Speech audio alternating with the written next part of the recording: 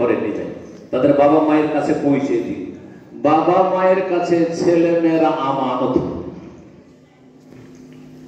আল্লাহ রাব্বুল আলামিন জিজ্ঞাসা করবেন কিয়ামতের মাঠে, আহাফিজাহুম আম দাইয়াহুম, এই যে তোমার ছেলেরা ছিল, তোমার মেয়েরা ছিল, তোমার স্ত্রী ছিল তোমাদের অধীনে, আর তুমি ছিল অভিভাবক, বলি আমরা ছেলে গার্জেন ছিলে, তাদের হেফাজত করেছো না তাদেরকে সর্বনাশ করেছো, নষ্ট করেছো?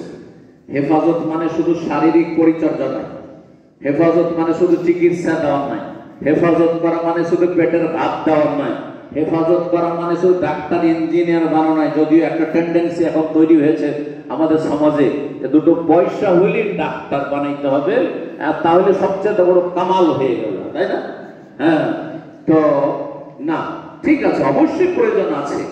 আর তারপরে বহুমুখী আমাদের শিক্ষার প্রয়োজন রয়েছে, যাতে করে বহুমুখী খেদমত করতে পারি আর জাতি স্বাবলম্বী হতে পারে, অন্যের দ্বারস্থ কম হতে হয়।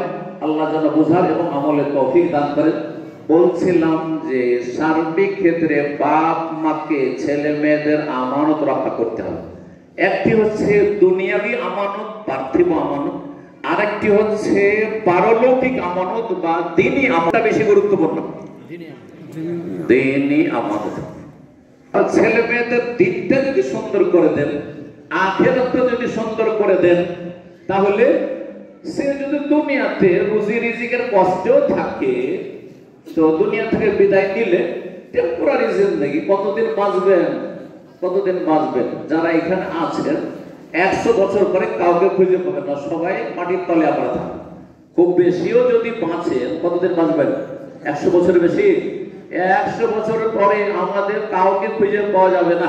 জি, সব দুনিয়া থেকে বিদায় নেবেন, নতুন প্রজন্ম কেউ আসবে, দুনিয়া আবার আল্লাহর দুনিয়া চলতে থাকবে যতদিন আল্লাহ রাখবেন কিয়ামত পর্যন্ত, কিন্তু আমরা চলে যাব। তাহলে দুনিয়া কয়েকদিনের সামান্য কষ্ট, আপনাকে সবর করলেও ইবাদত আর শুকর করলেও ইবাদত।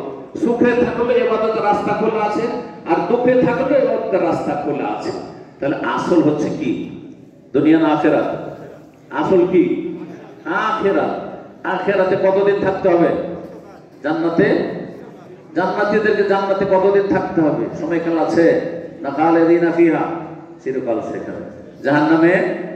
সেখানেও চিরকাল কাফেরদের জন্য, আর মুসলিম পাপিষ্ঠদের জন্য কিছু কাল, দীর্ঘকাল, বহুকাল। বুঝা গেছে না? কিন্তু জন্মসূত্র মুসলিম না, বহু জন্মসূত্র মুসলিম আছে যার ঈমান ভঙ্গ করে এক গেট দিয়ে জন্মসূত্রে ঢুকেছিল, আর এক গেট দিয়ে বেরিয়ে গিয়ে মুরতাদ হয়ে অনেক দূরে চলে গেছে, তাদের জন্য চিরকালে জাহান্নাম আছে।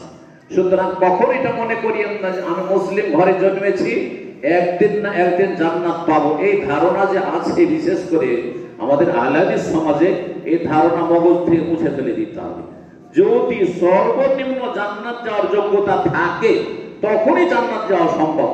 আর যদি সেই যোগ্যতাও হারিয়ে ফেলেন নওয়াকিজে ঈমানের মাধ্যমে, যে কোনো একটি নাকিজে ঈমান, ঈমান ভঙ্গকারী কারণের মাধ্যমে, তাহলে আপনি এটা মনে করিয়েন না যে পাপী তাপি হইলো, যেমন আমাদের সময় বেনামাজিরা বলে, আরে মুসলমান যখন একদিন না একদিন জান্নাত তো পাবো। না না, ভুল ধারণা আছে, ভুল ধারণা আছে। রব যেন বুঝার তৌফিক দান করেন। তো বলছিলাম যে আমানত ছেলে মেয়েদের ক্ষেত্রে রক্ষা করতে হবে। আখিরাত দিন আগে রক্ষা করুন ছেলে মেয়েদের। আপনার ছেলে যাতে দিনদার হয়, কমপক্ষে ফরজ ওয়াজিব আদায় করবে। ডাক্তার বানান, ইঞ্জিনিয়ার বানান, নেতা বানান, কিন্তু তাকে মুসলিম বানাইতে হবে। মুসলিম বানাইতে হলে সহি আকীদা মানহাজের বানাইতে হবে। জঙ্গি বানাইলে হবে না, আর শিথিলপন্থী সেকুলার বানাইলে হবে না, আর আপনাকে বেনামাজি বানাইলে হবে না। আমার ছেলে ডাক্তার হয়েছে, নামাজ পড়ে? ও পড়ে। কি বলছে? পড়ে, মানে মাঝে মধ্যে কখনো মন চেয়ে দিলে পড়ে। জুম্মা জুম্মা একটা করে জুম্মা পড়ে। না না, এই দিয়ে কাজ হবে। আগে মুসলিম বানান, আগে 5 ওয়াক্ত নামাজি বানান, তারপরে দুনিয়ার একবার আকাশে উঠিয়ে দেন, কোনো অসুবিধা নেই। এই জন্য নবী সাল্লাল্লাহু আলাইহি ওয়াসাল্লাম দোয়া রয়েছে, আল্লাহুম্মা আসলিহ লানা দীনানা আল্লাযী হুয়া ইসমাতু আমরিনা ওয়া আসলিহ লানা দুনিয়ানা আল্লাতী ফিহা মাআশনা। দুনিয়া একবার, ওয়া আসলিহ লানা আখিরাতানা আল্লাতী ফিহা মাআদুনা। যদিও বহু বচন বললাম, হাদিসে এক বচন আছে, কিন্তু হাদিসে ওয়াহিদের জায়গায় আছে। তো আখিরাতের কথা কয়বার বলা হয়েছে? দুইবার, মানে দিন আর আখিরাত, তাহলে দুইবার হয়ে গেল। আর দুনিয়ার ক্ষেত্রে একবার শুধু বলা হয়েছে। তাহলে দুনিয়া নিচে থাকবে, দুনিয়া মানে নিচে, দুনিয়া মানে তুচ্ছ, দুনিয়া মানে কাছে, সুতরাং নিচে থাকবে। আর আখিরাত দিন আপনার উপরে থাকবে। এটা বুঝার আল্লাহ রাব্বুল আলামিন যেন তৌফিক দান করেন। এইভাবে আপনার ছেলে মেয়েদের